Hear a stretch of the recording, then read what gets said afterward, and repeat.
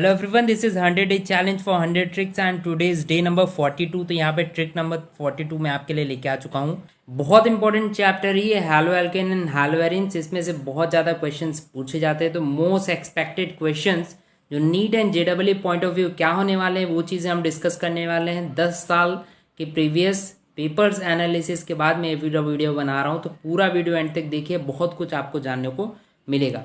हम बहुत करीब हैं 1K के, तो जल्दी से जल्दी सब्सक्राइब कर दीजिए चैनल को। रोड टू 1K है 31 मई तक।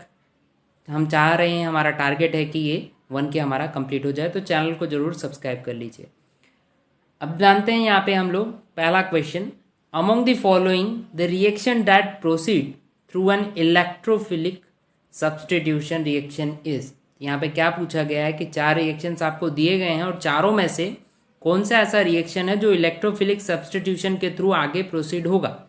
ठीक है, फर्स्ट वन रिएक्शन देखिए, सिंपल सा बेंजीन है। ठीक है, HCl के साथ रिएक्शन करा रहे हैं ना, आपको कुछ प्रोडक्ट मिल रहा है। ऐसे ही 4 ऑप्शंस आपको दिए गए हैं। अब यही चीज़ मैं बात करता हूँ, तो पहले रिएक्शन में होता क्या है, ये जो Cl है ये जाके यहाँ पे अटैक करता है। ठीक है, और यहाँ पे अटैच्ड हो जाता है। यहाँ से क्या रिमूव होगा, आपका OH रिमूव होगा, जो H के साथ वाटर फॉर्म में बाहर निकल जाता है। तो यहाँ से क्या पता चलता है, Cl जो है that is in negative form. Negative form मतलब ये न्यूक्लियोफिलिक सब्सटीट्यूशन रिएक्शन हो रहा है। और हमें क्या फाइंड करना है, इलेक्ट्रोफिलिक सब्सटीट्यूशन। तो ये पहला ऑप्शन आपका गलत है। नेक्स्ट अगर मैं बात करता हूँ सेकेंड ऑप्शन की, तो यहाँ पे देखिए CuCl2 जो है, इसमें से क्या होगा, पहले N2 निकल जाएगा, Cl निकल जाएगा, दोनों निकल जाते हैं। यहाँ से जो Cl है वो आके एक अटैच करेगा यहाँ पे। तो यहाँ पे जो Cl है that is also in nucleo substitution reaction. तो यहाँ electrophilic substitution reaction follow up नहीं हो रहा है, तो ये ऑप्शन भी आपके लिए गलत हो जाता है। थर्ड ऑप्शन की अगर हम लोग बात करते हो, तो यहाँ पे क्या हो रहा है, anhydrous Cl that is anhydrous AlCl3 आप अटैच करा रहे हो। अब AlCl3 देखिए, AlCl3 और CH2 के साथ रिएक्शंस होने वाले हैं। कैसे होता है ध्यान से देख लीजिए। यहाँ पे AlCl3 जो है Cl2 के साथ रिएक्ट करेगा, ये लुईस एसिड है। ठीक है, तो ये जल्दी से Cl2 के साथ बाइंड अप हो जाएगा और आपको क्या मिल जाएगा, AlCl4 minus and Cl plus form में, डेट इज क्लोरीनियम आयन फॉर्म में बाहर निकल जाएगा। अभी क्लोरीनियम आयन जो है, इसको इलेक्ट्रॉन्स की बहुत ज़रूरत है। बेंजीन जो है वो हमारा इलेक्ट्रो रिच मॉलिक्यूल है पूरा। ठीक है, तो ये क्या करता है, इलेक्ट्रॉन इसको डोनेट करता है और अपने पास बाइंड अप करा लेता है। यहाँ से एक चीज़ पता चलेगा कि ये पॉजिटिव चार्ज बन रहा है एंड दैट इज इलेक्ट्रोफिलिक। तो यहाँ से क्या समझ में आया आपको, डैट ये जो है ये इलेक्ट्रोफिलिक सब्सटीट्यूशन रिएक्शन आपका कर रहा है। तो यही हमारा सही आंसर है, third option is the correct answer. अगर मैं फोर्थ की बात करता हूँ, तो फोर्थ में Cl जो है ये 2 पार्ट में डिवाइड होगा फ्री रेडिकल्स फॉर्म में, जब इस पे हीट पड़ेगी, लाइट पड़ेगी सन के थ्रू। ठीक है, तो ये फ्री रेडिकल जो रिएक्शन होता है, इसको रेडिकल रिएक्शंस बोले जाते हैं। फ्री रेडिकल रिएक्शंस ये सब्सटीट्यूशन रिएक्शंस में काउंट नहीं होता है। तो हमारा जो आंसर था that is third option is the correct answer. Next question की अगर हम लोग बात करते हैं, तो ये बहुत इंपॉर्टेंट क्वेश्चन है। ऐसे क्वेश्चंस मैं बहुत सारे पेपर्स में देखा हुआ हूँ, एक ही मैंने उठाया 2018 का। देख लेते हैं, शायद आपको थोड़ा सा ओवरव्यू मिल जाएगा। Compound A on treatment with sodium. तो यहाँ पे क्या बोल रहा है आपको, कंपाउंड A कोई है, उसको आप क्या कर रहे हो, सोडियम के साथ ट्रीटमेंट कर रहे हो, और वो आपको क्या दे रहा है, कंपाउंड B बना के दे रहा है। ऐसे ही कंपाउंड A ही व्हेन रिएक्टेड विथ PCl5 आपको C बना के दे रहा है। मतलब यहाँ पे जब PCl5 के करोगे तो C कंपाउंड आपको मिल जाएगा। समझ गए ये चीज़। फिर उसके बाद जो BNC प्रोड्यूस हुआ है आपका, यहाँ पे BNC जो प्रोड्यूस हुआ वो खुद के साथ ही रिएक्ट करते हैं और क्या बना रहे हैं, डाई इथाइल ईथर। तो यहाँ पे BNC जो बने हुए हैं वो एक दूसरे के साथ रिएक्ट करके क्या बनाते हैं, डाई इथाइल ईथर। तो आपको बताना है ABNC, A, B और C कौन से कंपाउंड से। 4 ऑप्शंस आपको दिए गए हैं। अब यहाँ पे एक ट्रिक है, ध्यान से सुनिएगा, ऑप्शंस को पहले एनालाइज करते हैं हम। ये जो थर्ड ऑप्शन आपको दिख रहा है, थर्ड ऑप्शन में ये जो क्लोरीन है ये कभी भी रिएक्शंस नहीं करेगा इन प्रेजेंस ऑफ सोडियम, क्योंकि सोडियम के साथ ये रिएक्शंस पॉसिबल ही नहीं होती है। तो ये ऑप्शन आपका गलत हो जाता है। बचते हैं आपके पास 3 ऑप्शंस। अब ये 3 ऑप्शंस को हम करने की ट्राई करते हैं तो क्या होगा, सबसे पहला हमारा क्या निकलेगा। हम अगर 3 ऑप्शंस की बात करते हैं तो तीनों में सेम दिया गया। देखिए क्या दिया गया आपको, इथेनॉल। तो हम पहला ले लेते हैं इथेनॉल। हमने इथेनॉल ले लिया, उसका सोडियम के साथ अगर आप रिएक्शन कराओगे तो क्या होगा, ध्यान से देखिए। ये जो H है ये हाफ H2O के फॉर्म में बाहर निकल जाएगा, जिसको हम बोलते हैं नेसेंट हाइड्रोजन। तो बनेगा क्या आपका, यहाँ पे देखिए C2H5ONA बन जाएगा। तो हमारा बी प्रोडक्ट क्या हुआ Na के बाद, ये प्रोडक्ट हमारा बी। यही चीज़ अगर मैं बात करता हूँ, ये PCl5 के साथ अगर रिएक्ट करता है तो C कैसे बनेगा। यहाँ पे देखिए PCl5 का ये जो Cl है वो जाके अटैक करता है, शायद आपने रिएक्शंस देखे होंगे। और यहाँ पे आपको बनेगा इथाइल क्लोराइड, जो बन रहा है आपको C2H5Cl। समझ गए। एंड देन ये एक दूसरे के साथ रिएक्ट करके NaCl बाहर हो जाएगा और हमारा डी प्रोडक्ट ये मिलता। पर हमें क्या पूछा गया है, A, B एंड C पूछा गया है। तो आपका पहला है इथेनॉल, देन सोडियम इथेनोएट है।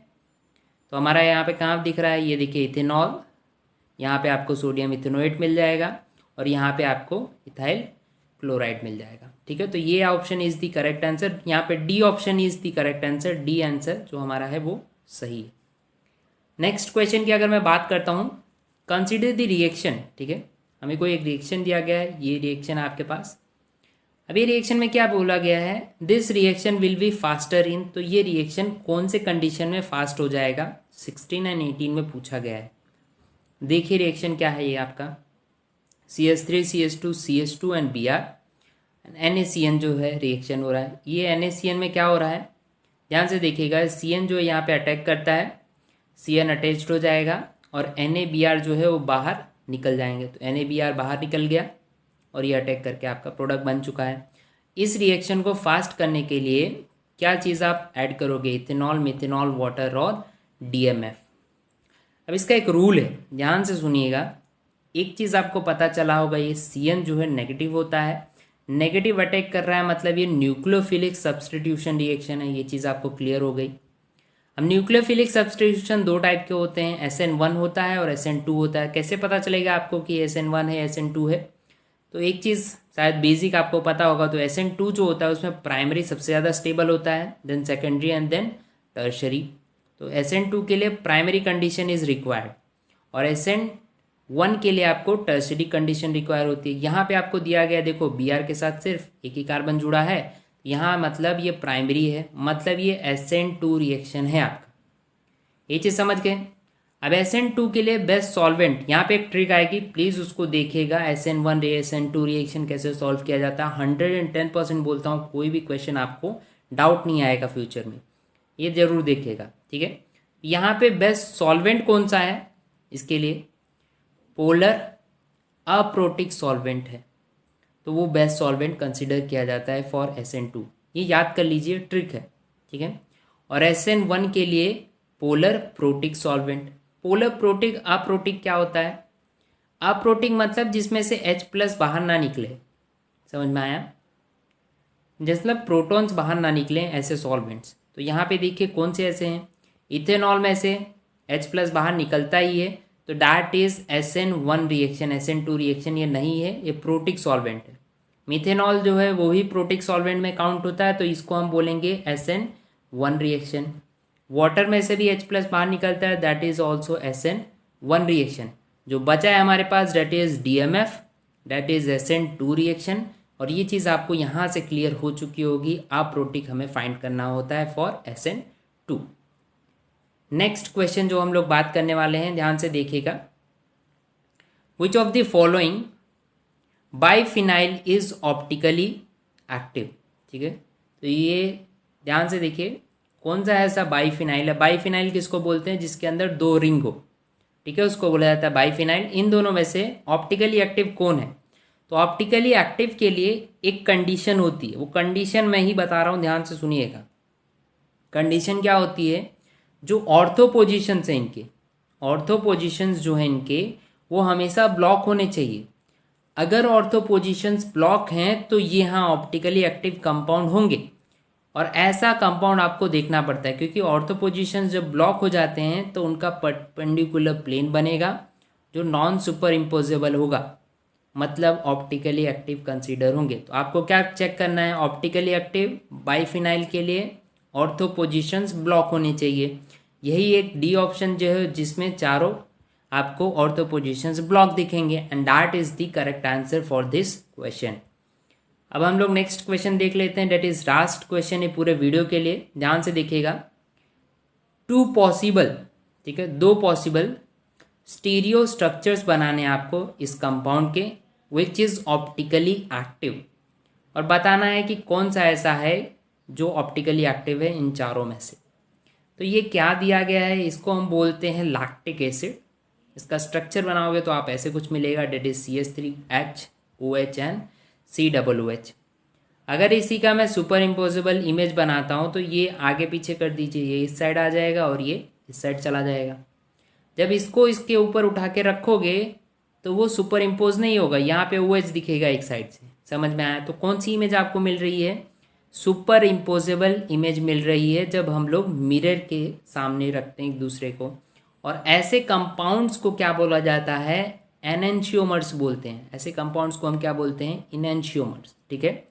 और अगर यहाँ पे मैच हो जाता, सेम दिखते, समझिए यहाँ पे भी OH हो जाता और H होता, तो उसको हम बोलते हैं डाइस्टीरियोमर्स। समझ गए ये चीज़? तो यहाँ पे एक क्वेश्चन हमने सॉल्व कर लिया है। हमारा टेलीग्राम चैनल है इसी नेम से, जैसे हमारा रिएक्शन का नाम है गेट अ रिएक्शन चैनल। जाइए वहाँ पे सर्च कर लीजिए, डेली के क्वेश्चंस वहाँ पे आपको मिलेंगे, हैंड रिटन नोट्स ऐसे PDF फॉर्म में मिल जाएंगे। सारे चैप्टर्स के डेली क्वेश्चंस मैं करा रहा हूँ। अपडेट्स कोई भी आती है आपको NT की तरफ से वो भी मिलेगी, तो जल्दी से जल्दी इसको ज्वाइन कर लीजिए। डिस्क्रिप्शन में आपको एक लिंक मिल जाएगी, उससे क्लिक करके आप ज्वाइन कर सकते हो। रोड टू 1K जितना हो सके उतना जल्दी चैनल को सब्सक्राइब कर लीजिए, अपने दोस्तों के साथ शेयर